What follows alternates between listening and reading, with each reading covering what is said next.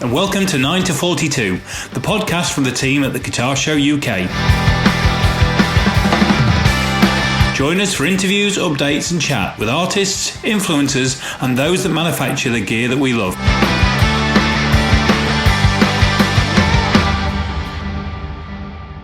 Hello and welcome to 9 to 42, which is the podcast from the guys at Guitar Show UK. And I am looking at my good friend Jace on screen. How are you, Jace? I'm really good, mate. How are you? I'm all right. Though we're desperately trying to get this little intro done so we can both go and watch the last game of the Premier League. Yes, not that it bothers either of us, as we're both relegated. Relegated. And it's likely that we're going to have your manager as our new manager. It's looking that way, isn't it? It's looking... So you've ended the season above us in two ways. Well, we shall see. Oh, no, it's a great choice. He's a fantastic manager, and if you get him, you've done really well. And as we swan off into obscurity, you'll be bouncing straight back. But, you know, not that I'm bitter. Touch wood. Not that I'm bitter. We've got a great interview this week. We managed to get to talk to Ginger Wildheart. Yeah, it's been an ambition of mine to try and get Ginger to do one of my shows or something. I've been a massive fan since the day they started, really. I always thought he was the coolest member of the choir boys when he was in that. And, one of my mates a long time ago used to live with him. And so I used to get all of the sort of like choir boys and then Wildhearts gossip sort of like straight away, really. Long before Kerrang managed to publish it. So I've been a massive fan for 20, God, it's probably close to 30 years now, isn't it? It will be. Well, Choir Boys is mid-80s. Yeah, all right. Well, just thought I'd mention that. It is mid-80s. Yeah, all right. Sorry. Actually, to be honest, in honour of that, we really ought to put the episode out at 7 o'clock.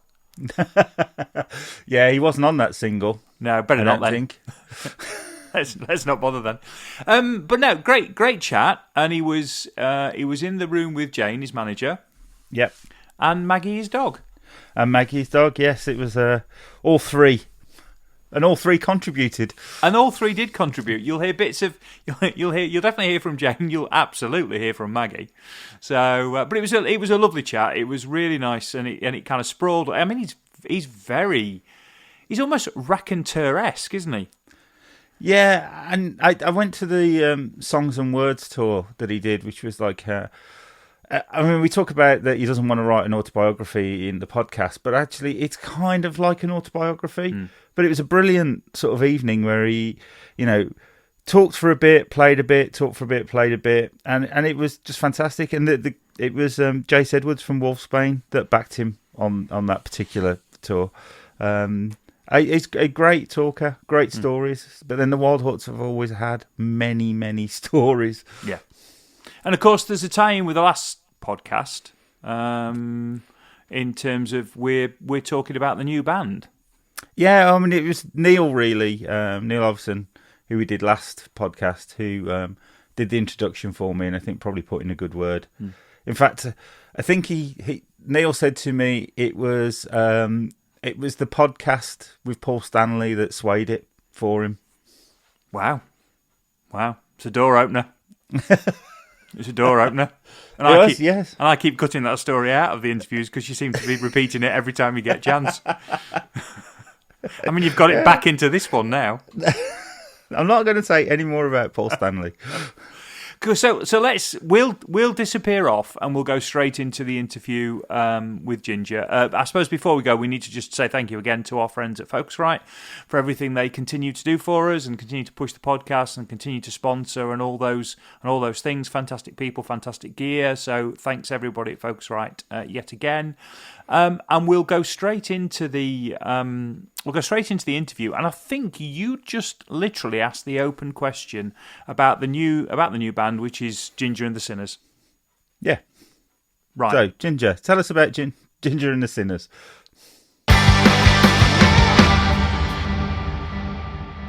It is a band that was just I had a bunch of songs and I wanted to get an established band to get involved with and playing them.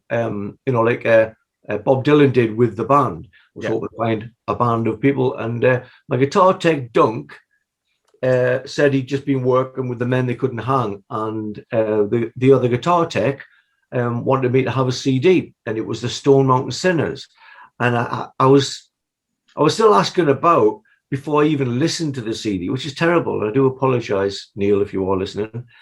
And as soon as I heard it, I just thought, what a great group. They can be the group. And we came down and we met in a studio in Wales. What's it called? Monkey Studios, yeah. In Wales. And we'd never even met, let alone played together. We just, met up at the studio that we were going to play the songs, which is like not a very orthodox way of doing it, because the chances of it being anticlimactic are massive.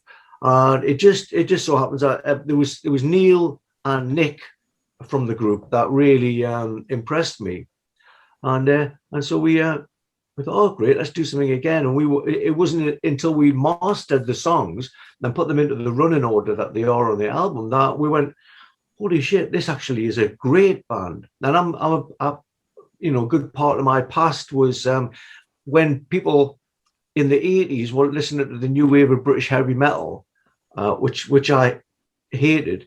I was going and checking out bands like Lone Justice, the Long Riders, Jason and the Scorchers, as anything kind of country and rock and roll based.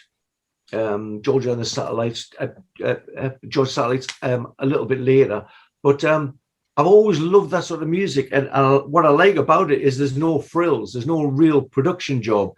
It's just good recordings of each instrument and good people playing the instruments.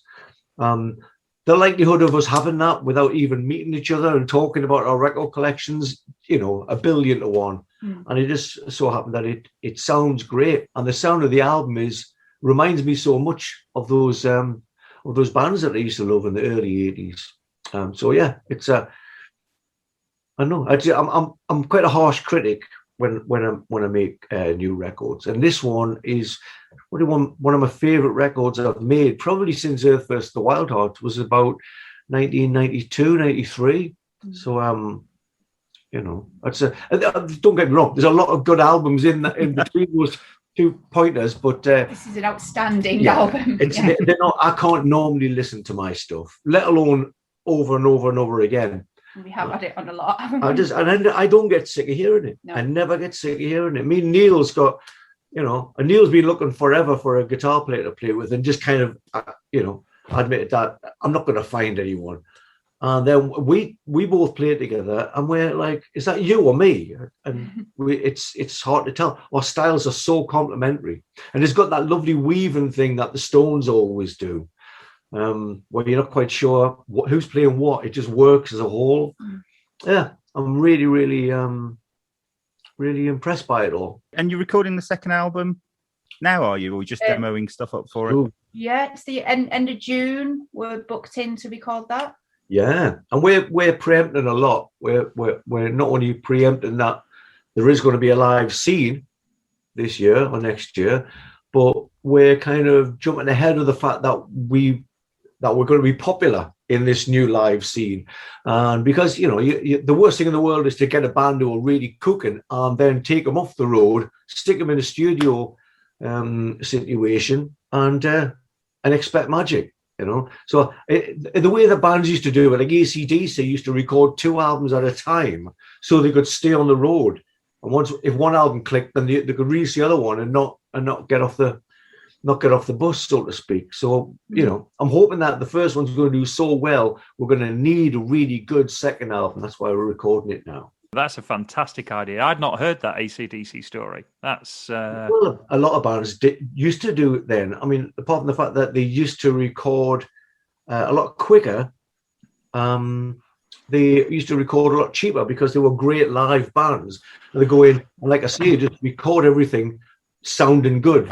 So the actual recording of it, which is done by a fellow called Dave Draper, is great recordings of great sounding instruments, and it kind of makes its own sauce at that point. It kind of mixes itself because you're not trying to overdub anything. You don't want more ingredients than you've got. And yeah. So we're going to go in with him, do the second one in June or July. End of June. End of June. Yeah. We're kind of writing for that now. It's almost written. And that's Dave's studio. That's in Evesham, is it? No, we're going back to Monkey Studios in South Wales, actually. Right. Okay. Yeah, going back to where it all started. Where it all began, yeah. Janet. And that's quite unusual, isn't it? Because there's so many bands now, because obviously a lot of bands start off and record themselves and might use a computer and what have you. It's unusual to go into a room as a band and play a track and then not tinker with it that much. I mean, it's more the old-fashioned way of working, isn't it? It's really difficult as well, because you're so used to being able to go, okay, that's okay, let me do a different take. Because you're recording it all live, no one really wants to take their instrument out and put another take in there. It's the sound of everything. That's there's not very many bands work like this, No. And that's why, No. It's not, if anyone makes a mistake, then obviously we'll repair the mistake. But as far as the take is concerned, it all happened at the same time. And that to me is, I love those kind of bands, because I'd go to see them live and they sounded exactly like the record, and I guess it's like I've seen a lot of rock bands that don't sound anything like the record, let alone, as good as. And so I've always, even from being in the choir boys, I guess, I've always liked the idea of being in a great live band. So there's no other way in the world that you would bother recording it apart from live. The choir boys weren't really as good as our band, but. So as it's a guitar show podcast, what gear are you using? I'm assuming that it's not some of your more metal guitars that I've seen you play over the years. Good Lord, no. No, it's Telecasters. We're both big fans of Telecasters, and obviously I don't get a lot of time, a lot of chance to play Telecaster with the Wildhearts, because it's all double humbucker music. But I've just got this new Telecaster I've been admiring from afar for a long time, and Neil went and set it up for me, and it's great. There's not a lot of distortion. There's no distortion or big power boosts or double humbuckers. And this is the world he comes from, because he not only is a guitar tech, he makes guitars. He does. So he's over the moon that we've got two Telecasters playing, because they, you can't lie with a Telecaster. I mean, no. It's just going to sound horrible if you can't play it. I showed Neil my guitar when we were on the podcast. Wow. Oh, wow. Let me just have a little. Whoa. That's amazing. That is great. I'm having him do exactly that for my guitar. Did he tell you? He did, yes. Oh, that's gorgeous. Good look at the headstock. Oh, it's a new ones. Okay. Wow. Fantastic. Did you do that? Martin Sims at Sims Custom did it for me. Ah. Is that the guy that Neil knows? I did give Neil his details when we spoke to him the other day. Yeah, that I think that's who's doing mine. Yeah, so that leopard print was what Martin had got left after doing a guitar for Amy Winehouse. So me and Amy Winehouse have got that leopard print. Wow. It's amazing. I'll be joining you soon. It was one of those things that, being a Kiss fan, that was just the most amazing guitar I'd ever seen at that point. I mean, I love the Ibanez Iceman that he used to play as well. But that one, I fell in love big time with that Basie Rich. And I've been looking for one for ages. And then I just thought, well, why don't I just get one and put the finish on it? And so Neil was telling me that, the old Paisley Telecasters, they used to use wallpaper for it. Yeah. Not even the paint job. It's just wallpaper varnished on top of the guitar. And so that's what I'm getting done with mine. But it's got lovely looking thing. I think Basie Rich really should make those guitars in leopard skin. They should. It's really weird, because I've had Iceman, and I've had like the Washburn equivalent when he was endorsed by Washburn as well. And whenever I've put one on, I felt like a complete dick, if I'm perfectly honest. I remember going to rehearsal studio and it got big mirrors on the wall and stuff. And I just looked at myself and went, I cannot carry off this guitar. And yet they're playing black. I'm quite happy to wear a leopard print guitar. Yeah. I think everyone needs to embrace their inner Kiss fan. Yeah, completely. I saw that. I was watching earlier. You interviewed Ace Frehley, didn't you? It's on YouTube. Yeah, it was back when I used to drink too much. How was that? Because that's my ultimate goal, to get Ace on the podcast. Really, it was awful. Good luck with that. I mean, just awful, really awful. I should never have done it.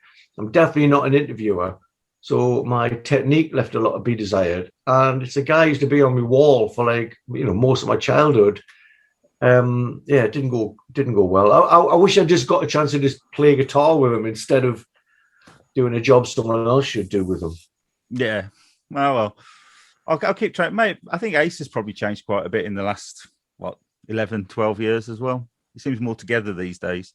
Yeah, he's he said they're all aging. Interestingly, Kiss.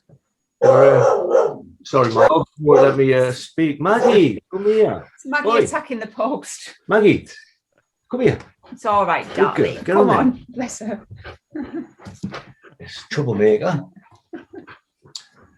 Yeah, I've always loved border collies. I've always loved the markings on border collies, and I've often wondered what came first, my love of border collies or my love of Kiss, because they've got very similar markings. That would be my makeup if I joined Kiss. Oh, sorry, baby, she's got a bad. Yeah, that's a paw. It's all right, baby. She's the best tomorrow. It's okay. Bless her. So we probably should talk about the guitars then, because you're using Hagstrom now. Is that right? Yeah, well, Hagstrom have been great to me. I've had a few endorsements, and they haven't all been great. All great guitars. But Hagstrom, just the quality is amazing. You can go to a different country and say, "Can I borrow a Hagstrom for my second guitar?" And they're exactly the same standard.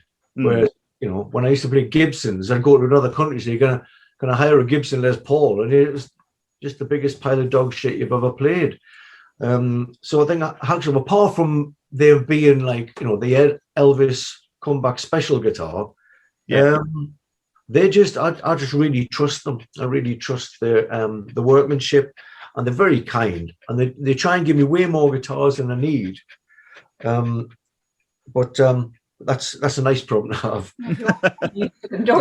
Yeah, and they're happy. If someone plays my Hagstrom and they love it, I'm like, well, if you mean it and you really want to play Hagstrom, I'll do an introduction.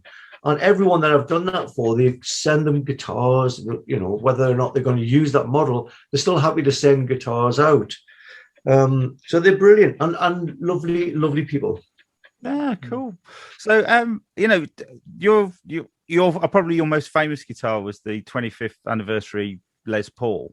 Yeah. And that's the one that I suppose is synonymous with the Wildhearts. But my question is, what was the first sticker on it? It was probably up there where the tone switch is. I had a load of. I think I must have got them from Lauren, my niece. Oh, yeah. There's a load of these sort of what they called, the little kids design things with. Anyway, little things that. Fucking hell. Anyway, there was these little stickers that were like little jewels, and I covered the round the area around the switch with these little jewels, and then I think pretty much round about then I got into Leo V. Oswald or the Leo V. Oswald band, and that sticker went on there. But the jewels were the first sticker. I decided I was going to make it really nice looking. And then I just got bored, just stuck with the shite on it. So was it kind of like a conscious decision to completely cover it, and CJ to do the same with his as well? Or no, not at all. Not at all. It's the same with tattoos, the idea was to get one. Yeah, I know. And so yeah, CG is still. I mean, CG goes mental on his stickers now. He's got like they're about 4 or 5 layers deep, his stickers now, and I'm a little bit sort of a little bit sparing with mine. Less is more. Less is sometimes more. It's definitely not the case on that Les Paul.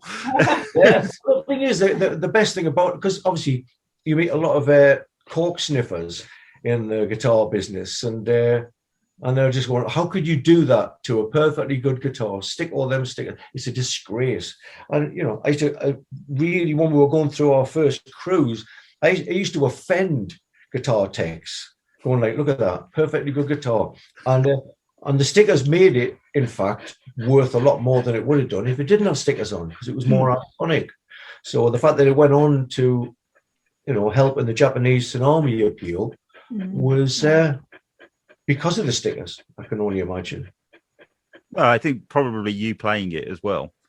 Yeah, but I did have the quality discrepancies with Gibson.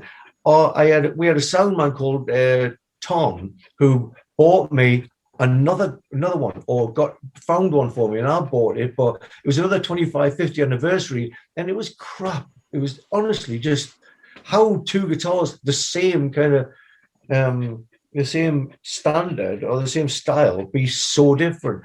I remember playing Donington Download. It was Donington then, and it was just so crap. This guitar, I threw it in the audience, and I was like, "You go and form a band." And then I turned around, and they just ripped this thing into about 4 or 5 pieces. And I was just like, I could have done that, you know. It cost me a fucking fortune. That, and insult on injury. Later on that day, someone brought the body, all bits missing off it, for me to sign. So it was like, it was just, yeah, you know, things. But you know, I've never really been that attached to guitars, to be honest. I love that Les Paul, but I prefer what it went on to do. I'm happy about that. Yeah, I mean, I can see that you've never really been that attached, because, you know, I was having a quick Google of all of the stuff that you've played, and, you know, there's photos of you with the Les Paul, the Hagstrom, BC Rich. I think there's a couple of Paul Stanley signature models, a Silvertone. Yeah. You know, there's Telecaster Schecter as well. It's just a tool that does a job, I assume. Yeah, and you know, if I wear guitars, you know, there's ones that you take into the studio, obviously, that are the ones that stay in tune the best and sound the best. But I like wearing guitars. I used to just see them as accessories, which meant I've played a lot of different ones, and so now I know which ones I actually do like, not just because of the shape. But then with BC Rich, I can allow a lot in a BC Rich just because they look so fucking good. Guitar players are so fucking snobby when they talk about they won't accept that BC Rich are good guitars. Yeah, you know, I mean, for me, it was always about how they looked. I can't understand why guitar shops don't have mirrors in them, because I need to know whether it suits me when I put it on or not. Fucking hell, mirrors. Can you imagine if they had mirrors? They'd never get people out. Their biggest fear would have been putting mirrors in there. So they got these kids who couldn't play anything, just hogging the mirror for the whole day. I've never liked mirrors, to be honest. I hate acoustic. I hate rehearsal places that have got mirrors. There's so many rehearsal places that we've been over the years. I'm just like, why would they do that? You know, it's like, I guess some bands need them and some bands don't.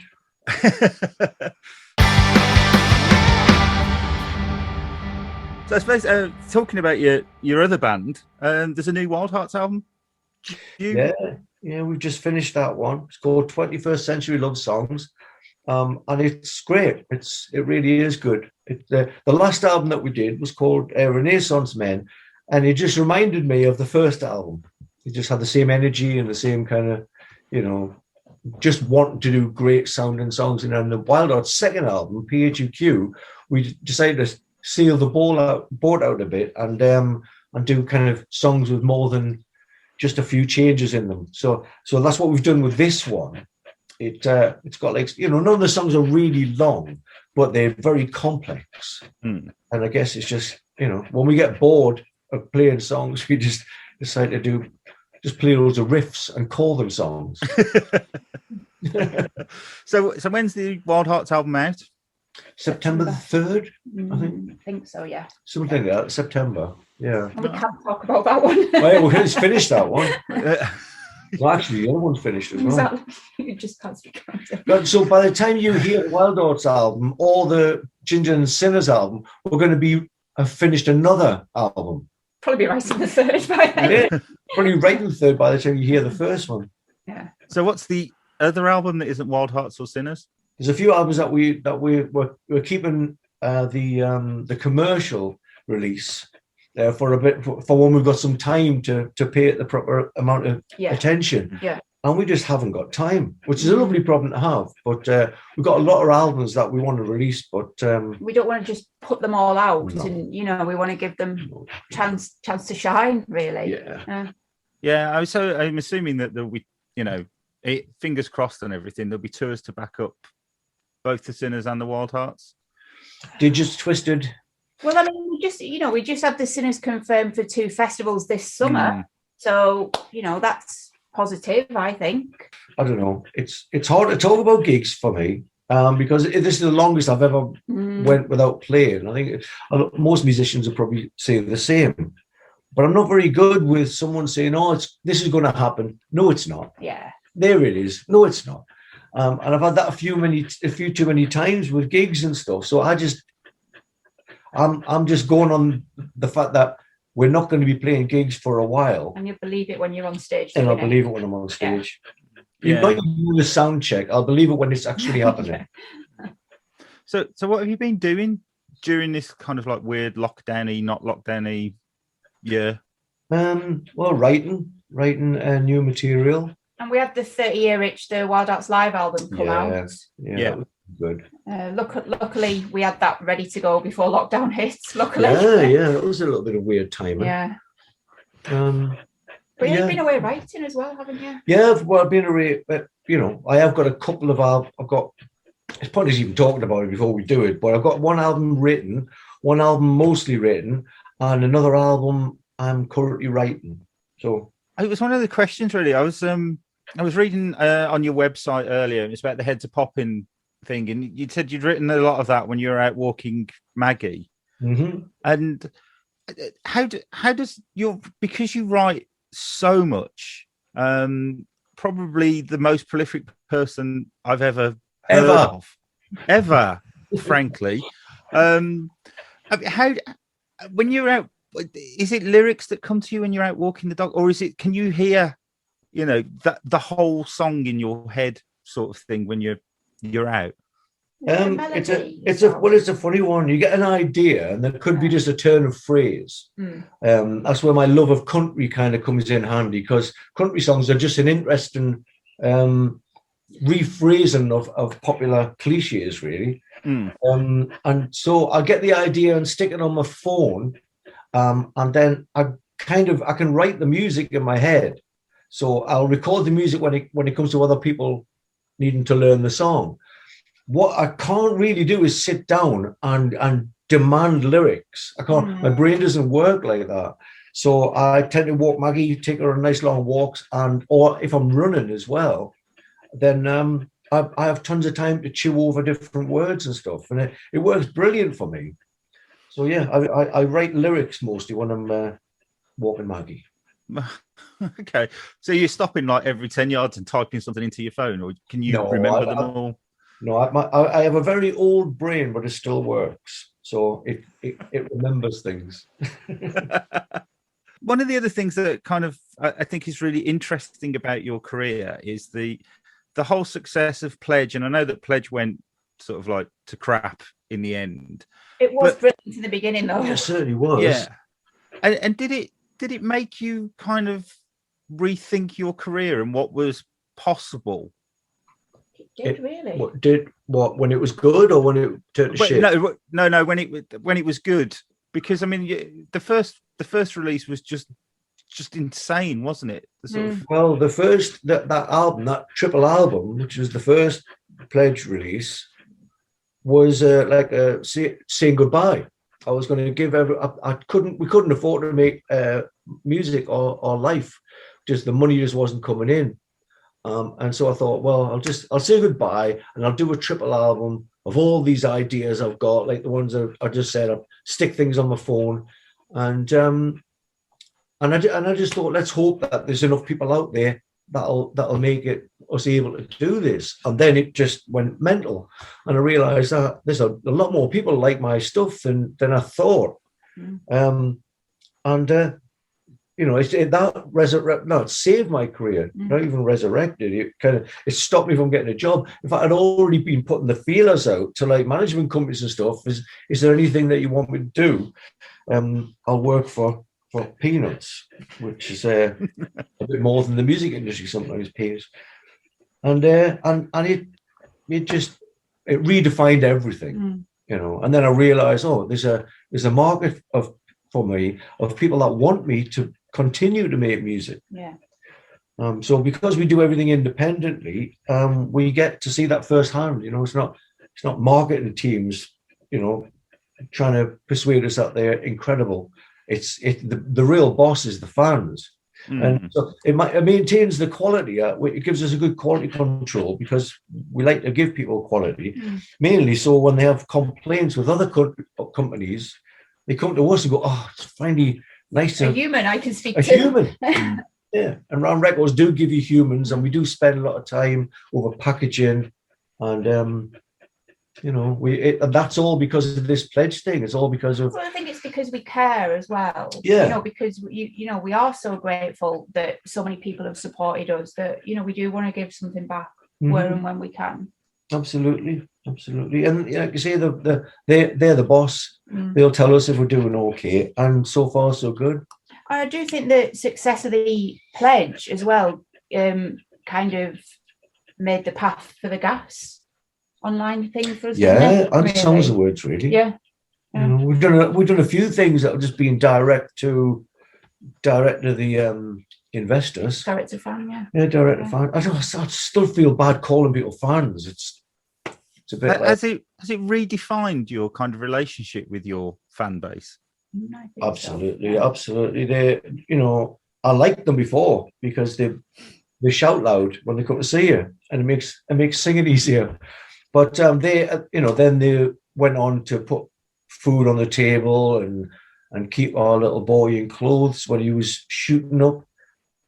They've become like, extended family, really, isn't it? Absolutely. Yeah. It's a community. It's not really, they're not really fans, but there's a very positive community that look after themselves when we're not there. So the whole thing is just like, there's a lovely phrase, paying it forward. Yeah. And everybody loves to pay it forward. And if they get a little bit, on the bones of their arse one day, someone will help them out. And that's a kind of community that, I always dreamed about when I was a kid. Yeah, I mean, I came to the Songs and Words gig in Birmingham at the Rep. The old Rep, and I love the Old Rep. I think it's a wonderful venue, and it suited it so well. And there was a real sense of like community spirit in the fan base. Didn't we drink the bar dry and that to go to the Indian restaurant next door and get more beer? Yeah, that's true. Yes, that's absolutely true. Yeah. Yeah, I can remember that. It's sort of like the break, and it was like we've run out of beer. Oh, brilliant! Yeah, that's very true. Yes, that's great. Is there any plans for like Songs and Words 2? I mean, the book is. I mean, it's a weighty tome, isn't it? I mean, the idea was to wait until we've got enough records to do part 2. Now we've probably got too many. Yeah. But it's just such a labour of love. But it's a labour of love that you need to put in a good year. Exactly, yeah. And I don't think we could rule it out.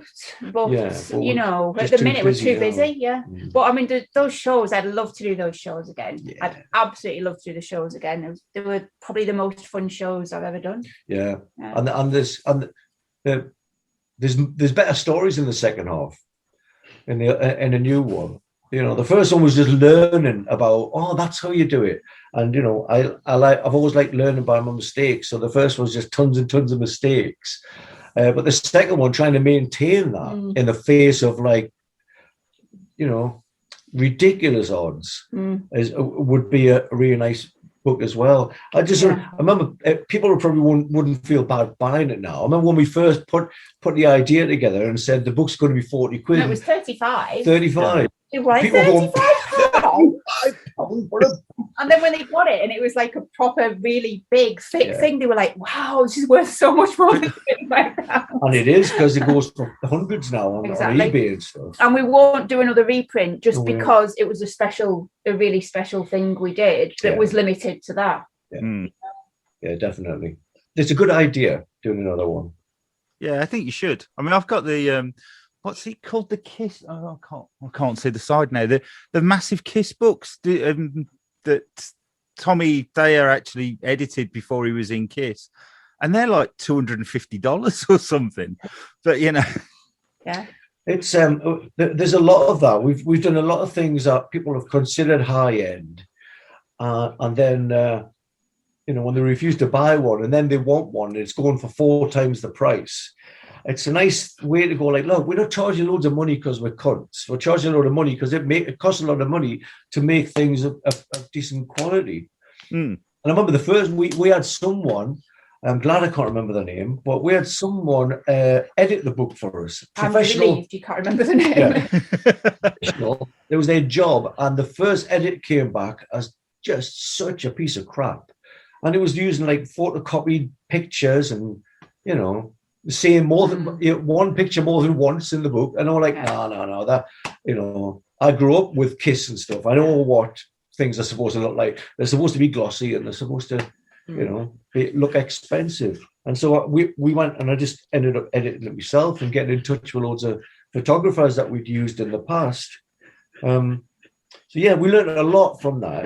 We learn a lot everything that we do, really, don't we? Yeah, we do. We just want to make it the best we can, really, don't we? Yeah. That takes longer, but we'd rather keep people waiting a little bit longer to give them a better product. Yeah, in the end, it's better than I think, because I suppose a lot of what you've done, it's the first time that it's ever really been done, isn't it?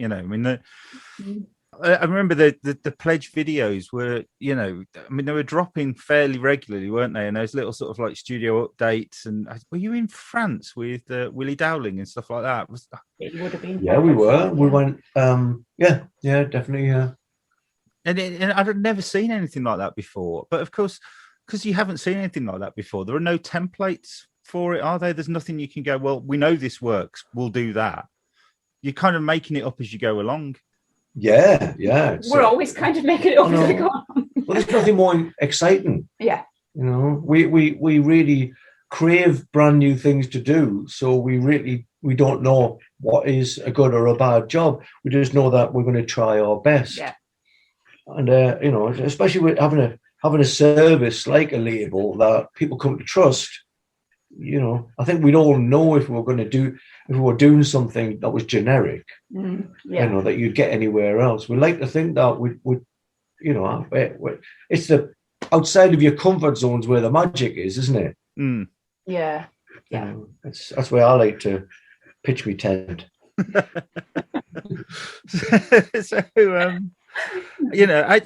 suppose the only other thing I got was that you used to do these wonderful like Ginger Says things. But you've not done those for quite a few years now. Are they going to come back? Well, it was the Ginger Says thing was a fact that in 1996 or 7 or something, a few people were talking about this internet thing. And I'm like, I've no idea what it is, but I knew a few people, technically smarter than me people, that said, why don't you just write something and we'll put it up on this new Wildhearts page that we're doing. And I just, I've always been opinionated and I've always enjoyed the process of writing. So we just went hand in hand. And then someone was talking about how there was like there was like 20 or 30 of these things, which is another book. Exactly, yeah. And then there was the Formspring thing, where that went on for 3 years or something. And then we went to count up I decided I was going to try and cobble them together and make a new book with new answers. And, I thought there might have been 3,000 or 4,000. And there was something like 60,000 question and answers. I'm like, that's ridiculous. So I think the moral of the story is just work hard, and we've always had a good work ethic when it comes to that. Yeah. That's Round Records, by the way, not the Wildhearts. The Wildhearts aren't all work ethic kind of people. Oh, I don't know. I mean, the shows have always had a huge work ethic, I think. I think so as well. I think the shows are always really tight and really, it's definitely a good band vibe playing live, really, with the Wildhearts, definitely. Yeah, I think it was probably one of the last gigs that I saw pre-pandemic, actually, at the Digbeth Institute, whatever it's called now, O2 something in Brum. Oh, God. I can't remember gigs. I can't remember. This is why I believe in telling only the truth, because my memory is so shit I can't remember anything. So I'd be the world's worst liar if I had to remember things all the time. Well, I've no idea, but I reckon you're probably right. Yes, I think I probably am. I'm fairly certain it was around February last year. Wow, it was just before the. It wasn't it? Yeah, and then it all went to shit. But there we go. So finally, I suppose, looking back on your career now, are you quite happy with what you've achieved? I say I don't look back on my career.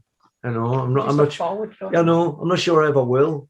I'm happy that I've got a job doing this. I'm happy that when I was a little kid, I used to go walk to school and back, and it was such a boring journey. I'd imagine a new album every day, and I'd have the cover and the title, and I'd sing the first side to myself going to school, and the second side when I came home, making stuff up, and I think I thought that would be a perfect job for me, to do loads of different albums in loads of different styles. And of course, record companies don't like that. They want one album every 3 years in exactly the same style as the last one. So going independent was the best thing for me, because I ended up with a job that I used to fantasize having. And you couldn't do that on a label. So I'm glad that we're making this work on an independent level. Well, it's given you freedom to kind of do as much as you want, hasn't it? Yeah. Do what you want. And learn in the process. So, it's good. But as a musician, things can get a little bit samey. You can have like kind of Groundhog Day if you're not scared, if you're not careful, rather. And I've got such a low boredom threshold. I couldn't do the same thing anyway. So I'm glad that I get to do this in the kind of style that I want to do it. And also, the most important thing about the music, obviously, is it's Mental Health Week this week, as you probably know. Yeah. Is that when you're feeling a bit shit about yourself or about your predicament, and your guitar goes, come here, give us a cuddle. I pick up the guitar and I put all my feelings into a song, and then to know that, however many months later you release it, and other people have went through a similar thing, and they've been comforted by that song. It's almost like, thank God I'm a miserable motherfucker, really. Yeah. But I mean, it's been great, the fact that I've got a job that helps me, and I'm doing something that helps other people. And something you've always wanted to do as well. And something I always wanted to do, yeah. Because I mean, there's a lot of I've had a lot of funny enough, I've had a lot of people say that the way I want to do it wouldn't last. And one of those people was Gene Simmons. And I had no idea Gene Simmons even knew who I was. But a friend of mine was interviewing him. A guy called Phil Wilden was interviewing him. And he just went on this rant about me and saying that, that the way Ginger, he didn't even know that this guy was my friend. And he went on this big rant about like, the way Ginger's doing it. That's not how the future of the music industry is going to be. And like, that's fucking weird. You know what I mean? He's thinking about me. I'm not even thinking about him. But not only was he completely wrong, obviously, but he's the one guy that's went on about the music industry of rock music being dead. And you're like, I think your ear's just too far away from the floor, Gene. I keep in touch with people now, and I have a lot of people sending me new bands and new recordings. Rock music is far from dead. If anything, I don't know whether I'm just getting more tapes or more links than usual, but rock music's in great hands. Yeah, it's thriving because rock bands are starting to be more independent. So rock is dead. I think Gene probably meant rock music isn't earning me as much money as it used to. And because I'm not dictated to by money. Yeah. All money does is stop you worrying about money. And I like to not worry about money and just focus on the music. So yeah, I've got a pretty awesome life really, and it feeds my family and pays for my dog's vet bills this week when we go and see what's wrong with the bloody leg. I still had a lot of respect for Paul Stanley. The same way as I had respect for Keith Richards, because it was a mystery. They were still, the rest of them had all written books, but they were kind of like the cool one, not doing it. And then they both wrote books. And both their books were way more bitchy than I thought they would be. I'd put them on this pedestal as being these like kind of, you know, Errol Flynn characters. And they weren't. They were just like kind of, you know, bitchy people with someone louder than them in the band, so they didn't do as many. Oh, darling. I know she keeps wanting to give you a cuddle, but she's... So I wish Paul Stanley and Keith Richards hadn't wrote books, and they've put me off the idea of writing a biography. But I think, you know, Kiss must be realizing that it's hard for them to play now. They're getting on a bit. It must be hard for you to even walk in them shoes, you know, when you're 70. And Paul's voice isn't what it used to be, and you know, Gene's not as fit as he used to be. So yeah, I think there comes a time where they've got to get a little bit more humble than they used to be. Yeah, I think. Yeah, definitely. But I think that, you know, I kind of noticed that over the last couple of years with them, that maybe they were. It was funny. You see the picture of Keith Richards behind me on the wall. Put your glasses on. yeah, brilliant. And when I interviewed Paul Stanley, he sort of popped up on Zoom, and I was proper cacking it. I mean, you know, this was like my ultimate hero I'm going to sit down and have a chat with. And he went, "Oh, is that Keith Richards?" And I moved like this to show him the picture. He went, "Oh, a Marshall amp." And we were off then, and it was absolutely fine talking to him. Nice. Yeah, I mean, you know, Paul Stanley and Gene Simmons are both very, very smart blokes. You know, and I think smart people know it's not ever going to look good on you by just bitching about something or someone else. So I'm sure that Paul Stanley regrets writing the book way more than I regret reading it. Yeah, I couldn't believe it. I couldn't believe how insecure these people are. And you know, there's one thing about being, you know, self-aware and, you know, different levels of mental health, wellness or illness. But I don't know. It doesn't look good on you bitching about someone else. No, it doesn't. It looks no one looks good bitching about, unless they're a really great stand-up comedian, and they can make it work. Neither of which Keith Richards or Paul Stanley are. Yeah. Have you heard the Paul Stanley song? Let me get this off my chest. I think it's called. It's all of his quote. It's all of his. You know, he does them bizarre rants between.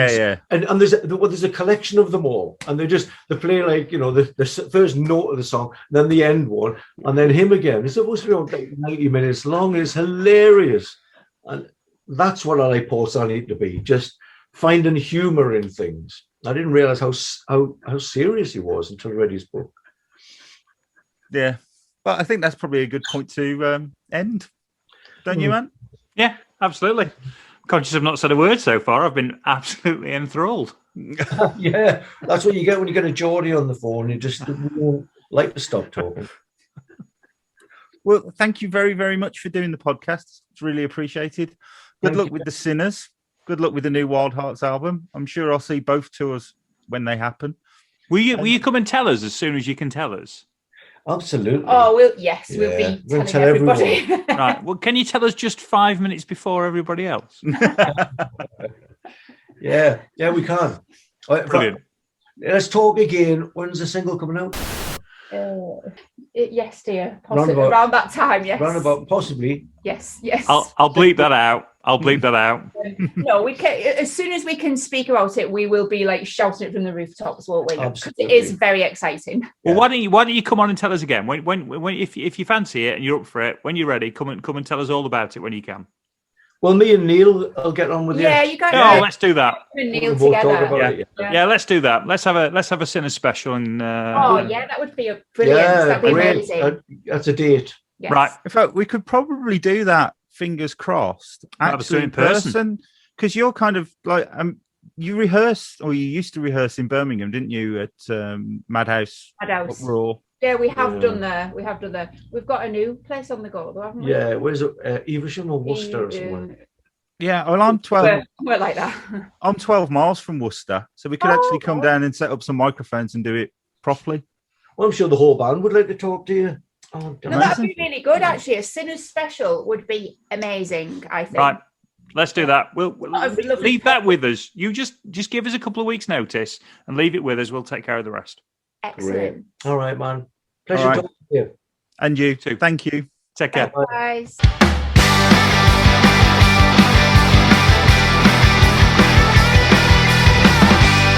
Thanks for listening to 9 to 42, the podcast from the team at the Guitar Show UK. If you've enjoyed the show, then please remember to hit the subscribe button and share with other like-minded souls. For more information about 9 to 42, please follow us on Facebook, Twitter or Instagram at the Guitar Show UK. This has been an A Short Stories production.